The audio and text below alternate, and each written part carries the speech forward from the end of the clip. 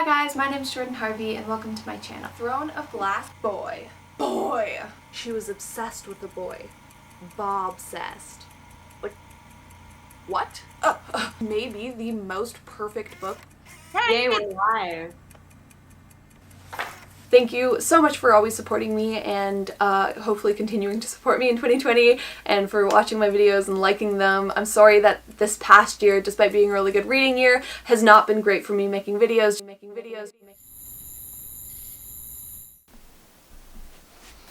Creativity. She is a fickle friend at the best of times, and this year she has been particularly elusive. I've really struggled with creativity this year and with expressing myself artistically, and I think it's something that a lot of artists are dealing with during the pandemic, and I think that's for a couple reasons. I hate to give 2020 credit for anything, however I do think that it has provided me a lot of time to reflect, if nothing else, which is both a good thing and a bad thing. I think there's been a little bit too much time spent in my head. However, it's made me realize some things about creativity and art and working as an artist, and I just kind of wanted to explore some of those things with you in the hopes that maybe it will resonate or maybe you'll realize some things about yourself, because I do think there are some things that I don't know if they're entirely helpful, but I guess I'm just going to share my experience and things that I've realized about myself as an artist, and maybe that will help you. And then some things that I plan to do as well to try to dig myself out of the creative pit that I'm in. Try to claw my way out of that. I think the best place to start would be to talk a bit about the pandemic and the effects that that has had on myself creatively. So, for those of you who don't know, I am a photographer, but primarily I'm a film student. That's what I want to pursue. I'd been pursuing photography pretty seriously for a couple of years before I decided to pivot into film, and now I'm going to school for it. I think the pandemic, it's kind of this blessing and this curse, because on the one hand, I think it's given a lot of creative people the time that they needed to create things, but it's also kind of this unfair thing because I've put a lot of pressure on myself to create during this time, and I think it's been a really difficult time of transition and a really uninspiring time.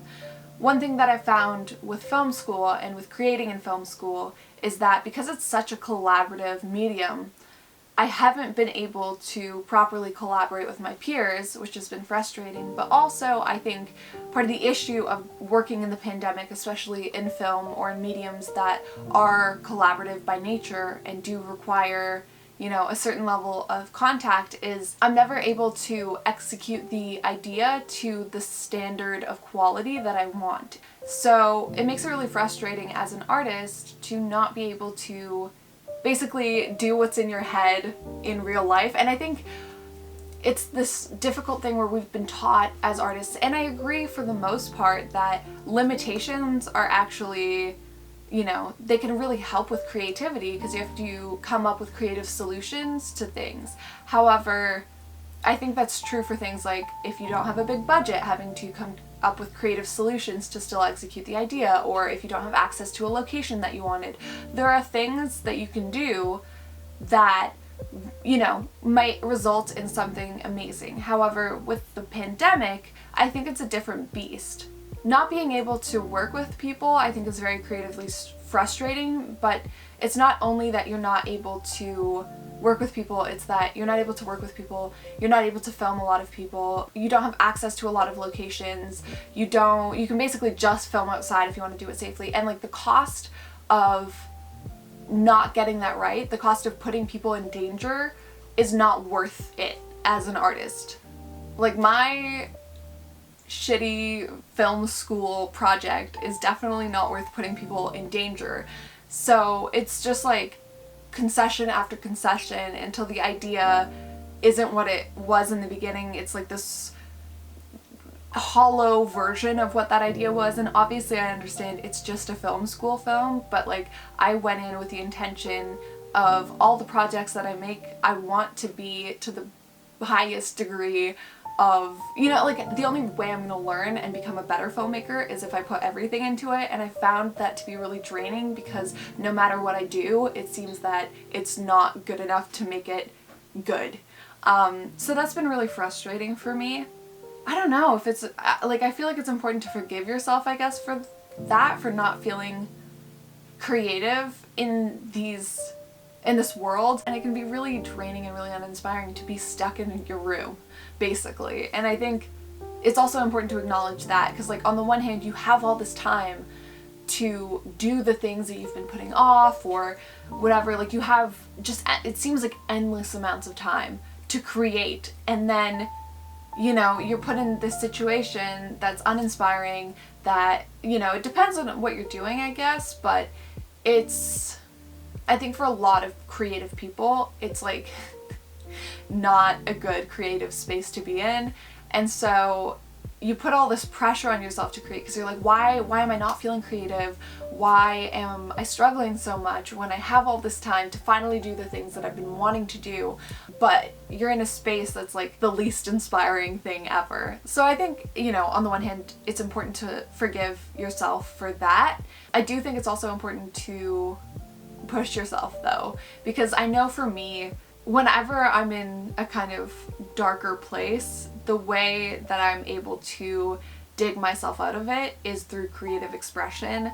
And so I've been having a really hard time in the past couple months, I would say. Socially, with school, with, you know, a guy that hurt my feelings, like it's been rough. And I think the full weight of the pandemic, which like isn't true because I haven't had COVID. I haven't had any of my immediate family members who have had COVID. So like obviously I haven't felt the full weight of the pandemic. Economically, I'm okay. I'm not gonna lose my house. So in that way I've been very privileged, but I think emotionally I've been having a really hard time the past couple months, and I know the way that I'm gonna get through that is through my art and creating, because that's historically how I've been able to get through things. And I think that that's important to acknowledge, that it's a really rough time to create, but find other ways to express myself that maybe aren't through film right now, because obviously I can't execute that to the degree that I want to, so it's been very frustrating. But, you know, lean on other things like more of my fine art or writing or things like that, YouTube. And then I think also this time that I've had to reflect has made me realize a lot of things about my art. And I'm going to tell you a little bit about where I've been as an artist, I guess, because I do think the realizations that I've had might connect with some people.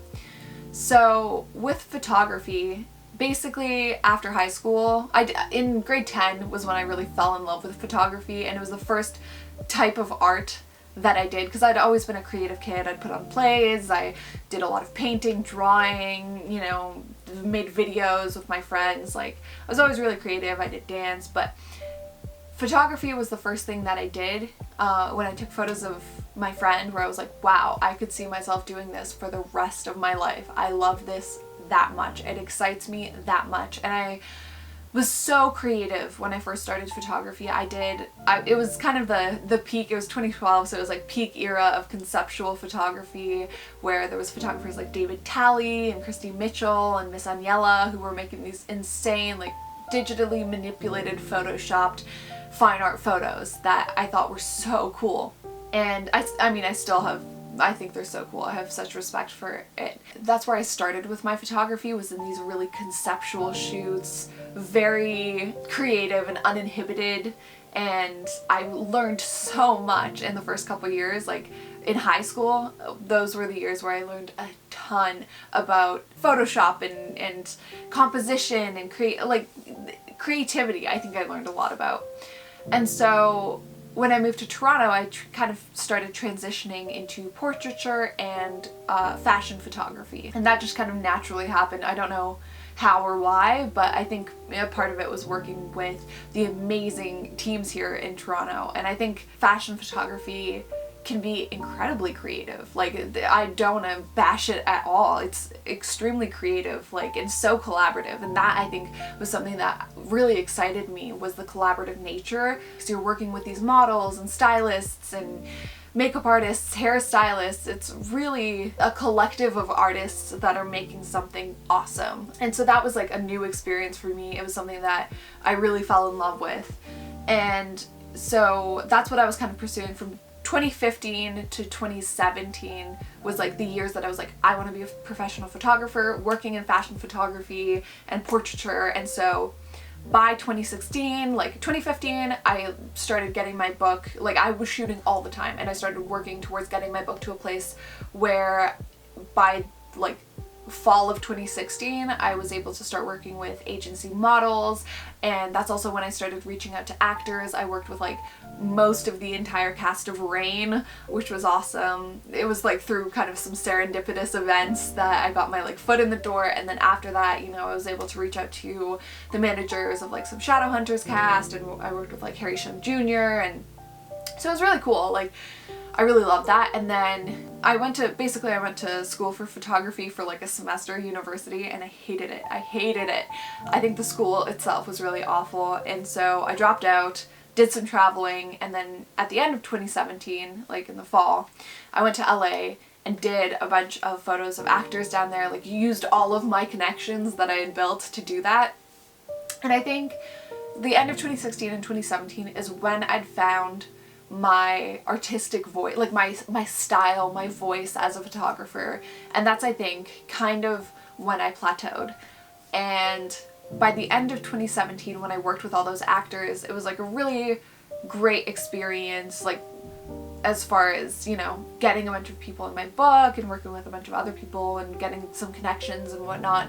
But I just felt creatively unfulfilled, and I think it's because I had found a comfort zone and I wasn't learning anymore, and I also didn't know how to push myself out of that, because when you find your voice a bit, I think it's really easy to like fall into a pattern of, I know that this is going to be good if I do X, Y, and Z. Like, I know what I need to do to make this look good.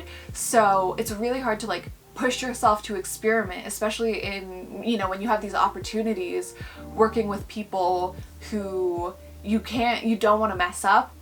If you mess up that opportunity, then you're losing access to, you know, their connections and whatever.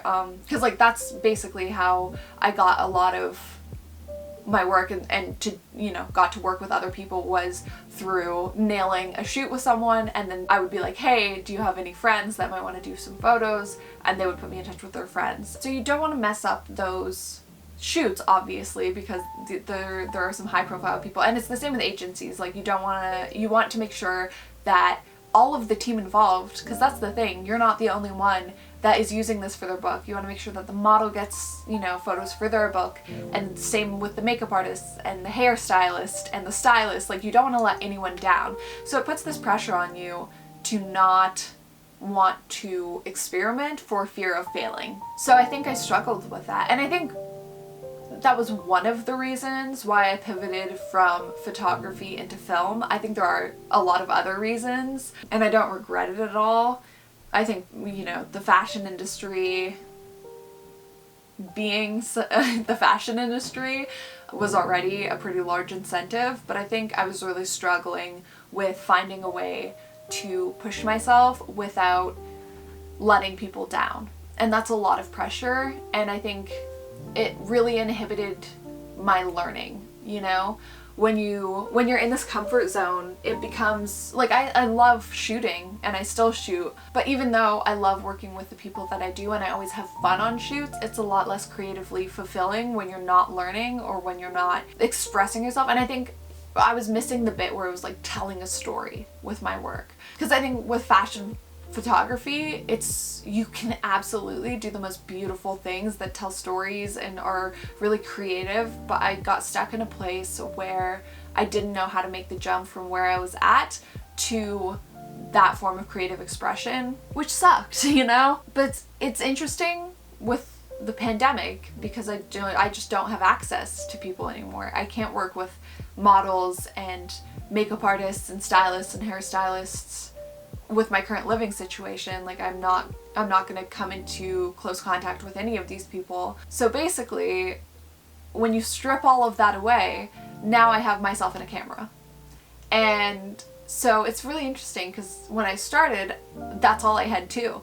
So I did a lot of self-portraits, or I did some self-portraits. I also did photos of friends and whatnot. But yeah, I've started doing a couple self-portraits, which is new and interesting and exciting because I think it's helped me twofold. In the one sense, I really like the photos that I've made because they're not things that I would normally do in a photo shoot because I wouldn't feel comfortable. Like I used a flash that I got from Value Village that works about 30% of the time. It just won't go off the other, 5 shutter clicks. So I used that. I got my sister to take photos of me and I took some photos of her using that flash, which was really fun because I'd never done night photos like that with a flash. And obviously that's something that I need to either buy or rent, like a proper version of that. But I was able to just use the Value Village version and do these photos and dress up, and I think it was really good for my confidence because I was feeling pretty down about myself, but also I think it was really good creatively. I did this kind of spontaneous shoot where I gave my sister my camera, I told her exactly where to point it, and I was like, I'm gonna go lie in the middle of the road, please take some photos of me. And it kind of reminded me of the photos that I did back in the day, and the kind of conceptual photography where it has a bit more of a fine art feeling and a story, I think that's kind of, because I'm no longer pursuing photography as a career, I think that's kind of where I want to go in 2021, is just not going back to my roots necessarily with the crazy photoshopped fine art photography, but just taking the pressure off of doing photos and just exploring photos of myself and my friends and trying different things. And I think, because at this point, like, it's not something that I want to do for the rest of my life, and I know how to do what I can do well. So I think the next step for me with photography is to just take that pressure off and do things that that bring me joy. I just want to tell stories with photographs for the next little bit. I think that'll really help me. So I think taking that pressure off after I've realized that that's not something that I want to pursue will be really helpful moving forward. I also want to talk about my YouTube channel because I haven't posted on it in pretty much a year. Like I think there was a couple of the book club videos, the live streams that are on here, but the last video that I posted was about a year ago. And I think I kind of want to talk through why that is, because this was another thing that I've reflected on quite a bit during the pandemic. Basically, in 2017 was also it was the peak of my photography career. It was also the peak of my YouTube career. I was making the most amount of videos that I could because at that point I had the time to do it, and I think I also was just really lonely. I was so lonely in 2017. I had just dropped out of the university program that I was in. I didn't have many friends. All of the friends that I'd made here, because I moved here in grade 12 and didn't make many friends, and then the friends that I did make all moved away to school. And most of my friends that I'd made through photography, they were more professional friends. Like I would hang out with them every once in a while, but they were quite a bit older than me, and so I was just very, very lonely, and I really wanted to just talk to anyone who would listen.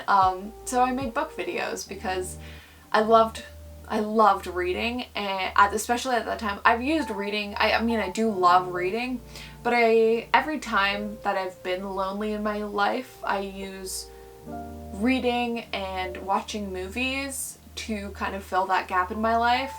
And I needed, I think, to express a lot of feelings through YouTube Like I could nerd out about books, or I could rip shitty books to shreds, and it was very cathartic for me, and I had kind of like, I was able to create a bit of a community and make some friends through YouTube at a time where I was really, really lonely. I had the time to read bad books, which in itself was kind of cathartic at the time because I was angry and sad and lonely, and so reading bad books and tearing them to shreds like felt good.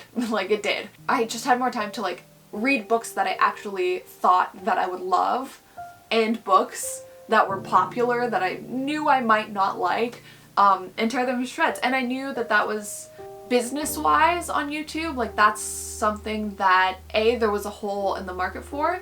People wanted book reviews that were more unfiltered and honest and analytical. I think there was like definitely a market for that, but I think also negativity sells, and I knew that, so I created a bit of a niche for myself within the already small niche of BookTube. I created, I guess, a brand for myself of being super critical, and I don't regret any of it. I think I was, you know, incredibly honest in my opinions. Like I didn't play anything up or anything. Like if I didn't like a book, I didn't like a book, and if I did, I did. And I would tell you why, and I don't, But I think after 2017, moving into 2018, I became a lot busier and a lot more creatively fulfilled and socially fulfilled. I started working as an intern at a production company. This is when I started pivoting into film. So I was working full-time for the first 3 months of the year, and then after that I was working full-time for my dad.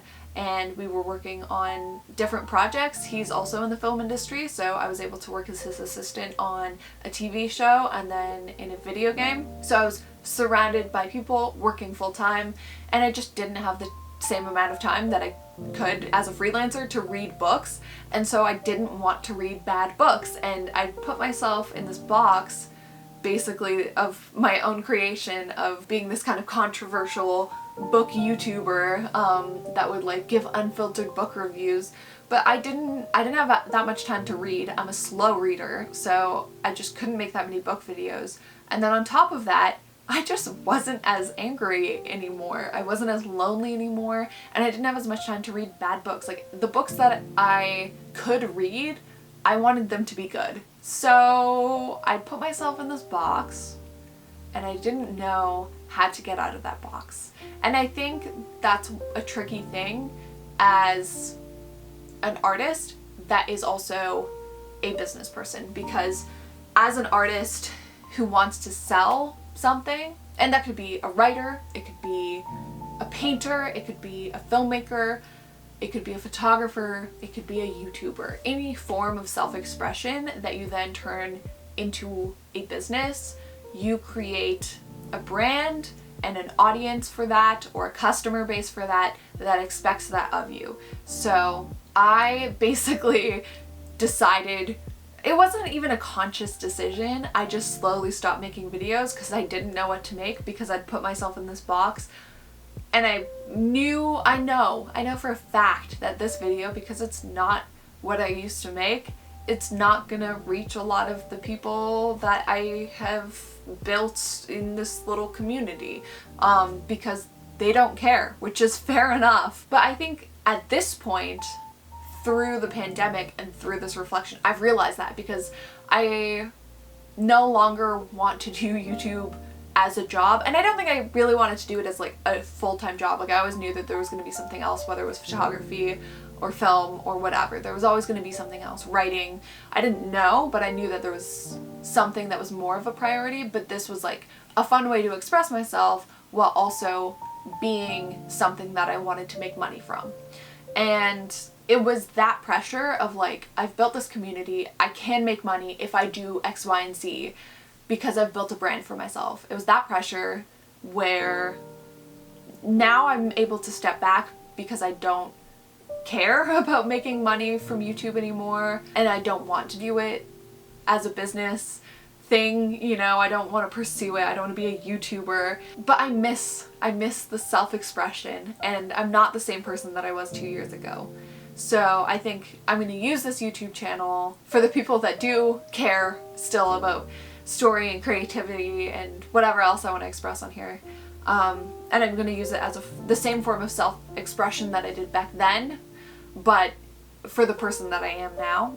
But I also understand it's this tricky thing because I'm able to do that because I'm not financially reliant on this YouTube channel. It's so hard when you are financially reliant and you do feel like you've grown outside of the box that you've put yourself in as a brand. As an artist, you want to learn, you want to progress and develop and express yourself, and people change. And so it's this really hard thing as an artist to also make money from that because, yeah, it's so easy to fall into the trap of being one thing and knowing that one thing sells and not wanting to alienate your audience or customer base or whatever, especially if you're financially reliant on it. So I think, I mean, I don't feel like I can give advice on this really, but if I were to give advice, I guess it's, you have to find within the brand, if you are relying on that brand, I guess you have to find ways to like test the edges of it. I guess